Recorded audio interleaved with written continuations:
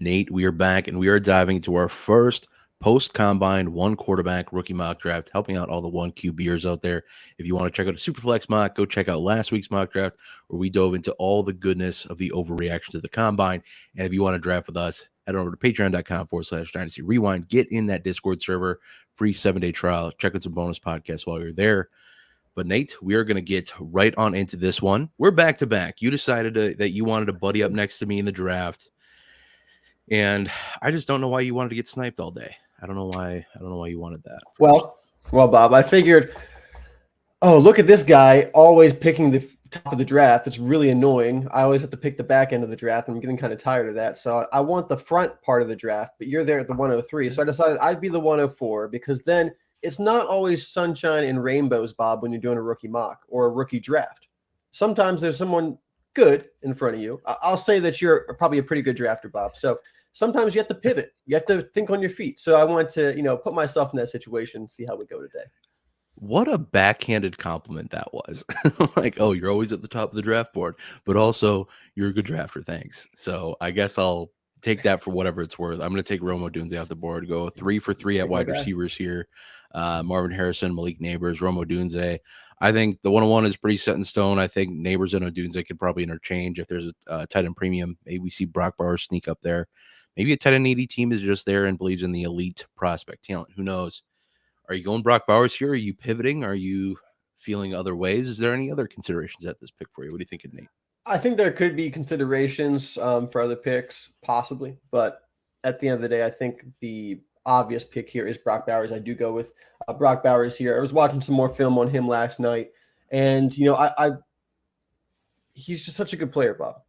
He was literally like made in a lab to play tight end, not from like the stereotypical size necessarily, but for the modern NFL to be slippery, to be able to navigate traffic as well as he does, and to still have such great contact balance and physicality despite having a slightly smaller frame, which I'm sure he's going to fill out just fine in the first year or two of his NFL career. I'm sure he'll gain like 10 more pounds and he'll be just fine. Getting to watch him and what he does after the catch, you don't really see a lot of tight ends in the NFL be able to do that.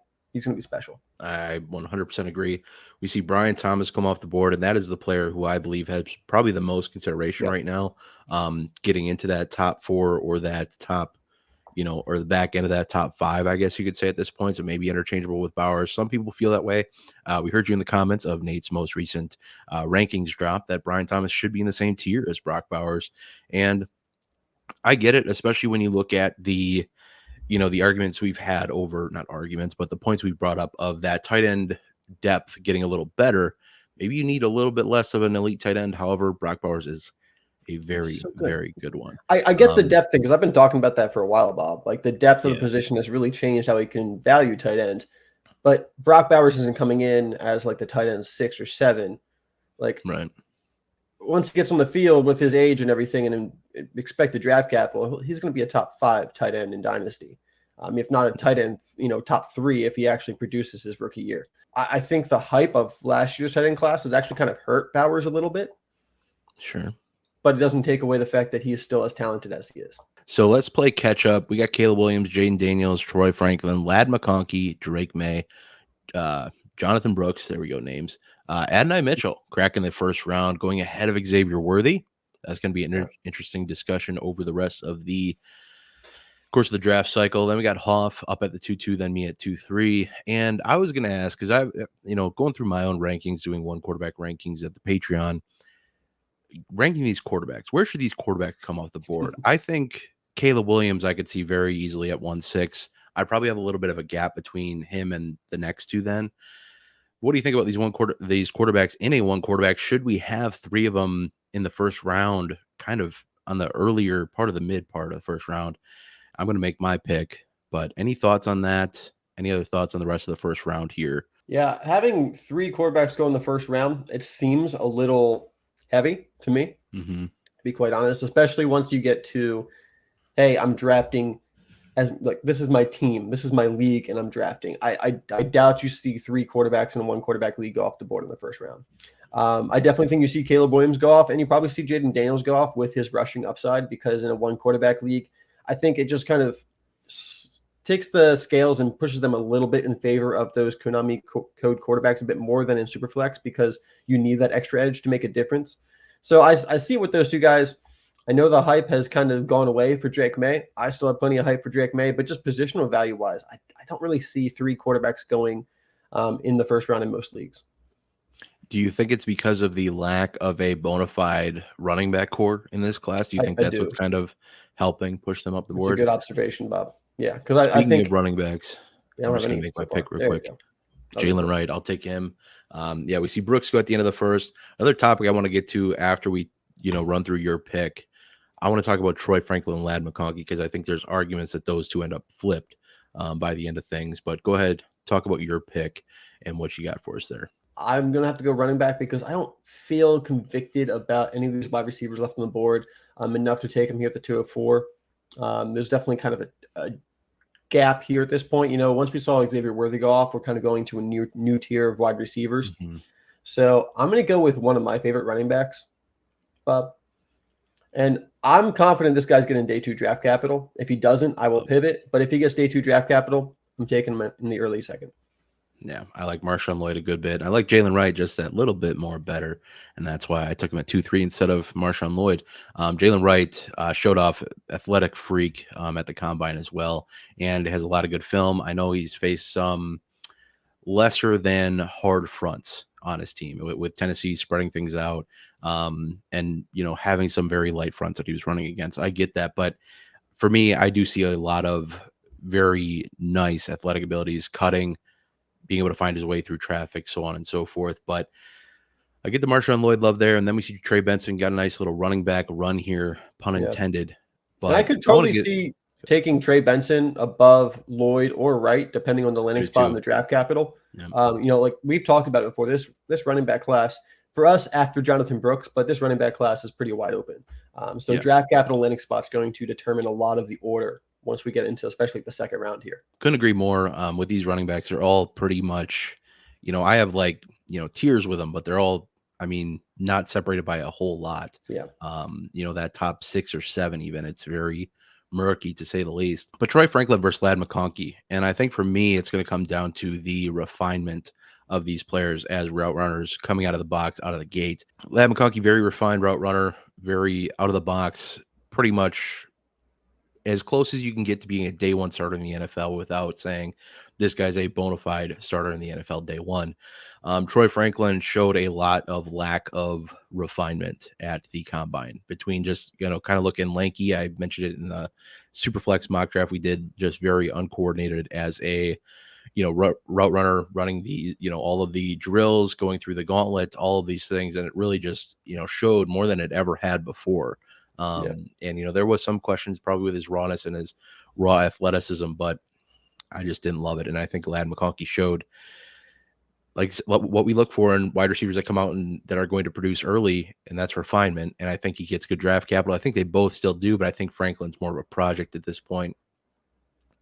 And I could see McConkey go ahead of him. I could see Worthy go ahead of him at this point. Yeah. So Mitchell probably go ahead of him at this point. So any thoughts on that? Xavier Worthy, there's all this talk about, hey, we don't want to double count the speed. My man ran a 4.21. We're not double counting the speed. I didn't expect him to break the record. I knew he was fast. I knew he was really, really fast, but I didn't expect him to break the record. So, I'm not going to say, oh, Xavier Worthy is like my wide receiver 1 or 2 now. No one's doing that. But Xavier Worthy has definitely locked himself into day 1 draft capital. And with that first round draft capital, he's going to, not just have the draft capital investment, but he's going to be invested in with opportunities and touches and, a lot of development. And with what he's shown so far in his college career, if he can develop even further, and if he can clean those hands up, Bob, that's the biggest thing for me. I was watching some more Texas-Alabama tape last night, and the touchdown he dropped on the out route down in the red zone just pisses me off. But if he can fix that, man, I think he could be one of the most exciting wide receivers of this entire class. No, I 100% agree. And another wide receiver we'll have to talk about. But first, I'm going to take Ben Sinnott off the board here. I have not got enough in these drafts. And I think when all is said and done, we've seen some hype raised with Ben Sinnott over the time. With a good combine performance, a lot of buzz in the media saying, hey, this is a guy to look at. He's not just a fullback like everybody thought when they first looked at him, because that's how he was recruited. But or the position he started out at is He was a walk-on. Yep, and he was a walk-on and earned his way into a starting role, and a very predominant one at that. And ended up with really good production. Don't see a lot out of tight ends with production-wise, but Ben Sinnott, especially this last season, great in every metric we look at. When we look at things like contested catch, we look at things like yards after catch per reception.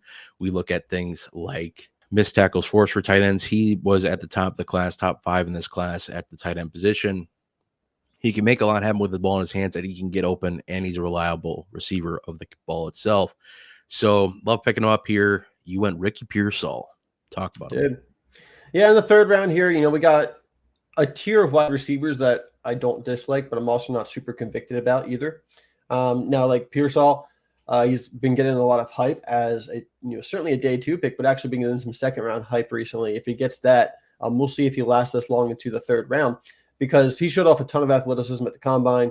You watch the film, he's a good route runner. He's got some really impressive hands. Bob, I've talked about, he made one of the most impressive catches of the year, if not of like the decade, against Charlotte earlier in the season. So Ricky Pearsall, with the athleticism that he's shown and the hype that he's been creating throughout the pre-draft process, if he's a 2nd round wide receiver, I mean, you're taking a chance on him over these guys that are coming off the board. I like him over all of them, except for maybe Roman Wilson, depending on landing spot. But I think Ricky Pearsall and Roman Wilson, of these 3rd round wide receivers, are like the top 2. I also really like Jalen Polk, but I'm not sure about what his draft capital is going to look like.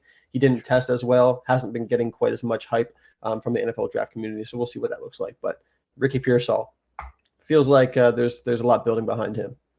Yeah, and when we get into that, again, we've said it about a million times in this recording. Refinement as a route runner, very clean, very pristine route runner, and that's what we like to see as we go to the next level. Because, we can talk about scheme and all that as much as we want, but if you can't Hoff sniping me on Jacob Cowing, it's fine. I'll just have to move on and draft somebody else that I like less. We can talk about all that as much as we want, but if you can't, run the routes as they're designed, you're kind of already behind the 8 ball. And Jalen Polk was somebody I was going to mention as somebody I would probably take over Pearsall. But the rest of the round, I'm probably with you 100% on taking Pearsall over the rest. But now I got to figure out who the heck I want to take here. And I am going to go ahead taking Malik Washington off the board here. You talked about him on the podcast this week as somebody that people need to stop sleeping on. 100% agree. I've been drafting him for a while now, and in this 4th round. And I think he, sometimes he's probably going to go later. I think once we get draft capital and things of that sort, probably goes a little earlier. I think some guys will fall back. I think he's somebody that's bound to rise, because I think he's going to get better draft capital than people think, because of things like his yards per route run, his great yards after catch metrics, and things of that sort. So when you get into the raw tape and everything like that, I do believe he came in a little undersized. I think he came in at like 5'8". Good weight wise though, which is fine. But you're definitely looking at a guy who is, expected to be that quick twitch route runner, and a guy who can make things happen after the ball gets in his hands. That's a lot of what we like to see at the next level. So we'll see what happens with Malik Washington, just like we'll see what's going to happen with your next pick. What do you got? Yeah, I'm really in between 2 running backs I like, Ray Davis and Aldrick Estime. Ray Davis. Both I think are pretty good values here at the 404. I like Ray Davis a lot. I'll go ahead and pick him, Bob. But I think Aldrick Estime has been over devalued. That's a word. Over devalued. True. Because he ran a slow 40, but rough 40. It was. And rough athletic testing in general too. It was. But that's not his game. His game isn't those big runs. It's like at the next level, it's that short yardage guy. And if he gets in a role where that's a very valuable role with goal line touches and being given 10, 15 carries a game, you would be getting a great value in the 4th round. I still like Ray Davis a lot better. Yeah, it's just the age thing, though. Like we talked about with Cody Schrader, who goes off the board at 4.7. True. Yeah, definitely the age thing, which in the Discord, I was popping off about how with Ray Davis and Cody Schrader, both are behind the 8 ball when it comes to what their draft capital is expected to look like. You look at guys who are going to be 24 coming into their rookie season, turning 25 by the end of their rookie season. It gets even worse, which they are. You're expecting late day 3 for these guys more than likely, unless a team really falls in love with them. So, I mean, and that obviously will change draft capital at the end of the day. We'll adjust to that. But I was saying that, somebody like Audric Estime is somebody I'd rather have in comparison to a Ray Davis or a Cody Schrader. But man, that, I know that's not his game, but running backs with that bad of 40 times and that bad of athletic testing, I know Kyron Williams is a poster child for being the outlier to that. But I mean, Estime doesn't look nearly as athletic on film as Williams did, though. Fair enough. I'll give you that. Laterally. Sure, for sure. So I'm up here. I'm going to go ahead and take one of the last tight ends I have in my queue, Dolan Holker, a guy who is probably not going to get a lot of buzz heading into the draft because there's just no film on the guy. So good luck if you're trying to find any Holker film to watch, Colorado State to watch. But a guy who I think, has been extremely efficient throughout his college career. He's had an up and down college career, has dealt with injuries, has dealt with taking a break from college football to go on a mission trip because he was at BYU. That's what BYU folks do.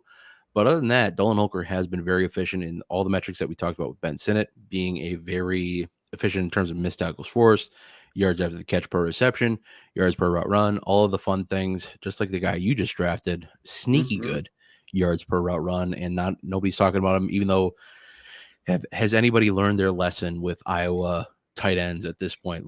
Just draft them for the sake of drafting them at this point and just see what happens and hope for the best, if nothing else. Exactly. I mean, I hate to helmet scout, but there are programs that have just positional value. They're just really good at developing those positions. And a tight end, it's definitely Penn State and Iowa. I mean, you get a Penn State or Iowa tight end, 80% of the time you're getting a pretty good NFL player.